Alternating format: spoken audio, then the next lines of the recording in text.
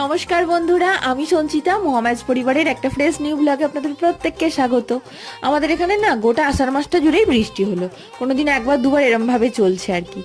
আর মায়ের শরীরটা ভালো নেই, তো সেই জন্য এই মন্দির ধোয়াটার কাজটা আমার উপরেই পড়েছে। আর মন্দিরের আশপাশে তো ভালোই গাছ, সেই জন্য মন্দিরের উপর অনেক পাতা টাতা পড়ে, ওগুলোই পরিষ্কার করছিলাম। আর মন্দির ধুতে এসে দেখলাম যে গাছে পেয়ারা হয়েছে এবং সেটা পেকেও গেছে। তো এই গাছটা আবার আমাদের গাছ, তো সেই জন্য একটা পেয়ারা পারলাম। আর আমার এই জবা গাছটাতে না নতুন এই প্রথম ফুল এলো, তো সেই জন্য সেটা ভগবানের পায়ে দেবো, কারণ প্রথম জিনিস তো একটা আলাদাই ব্যাপার আছে।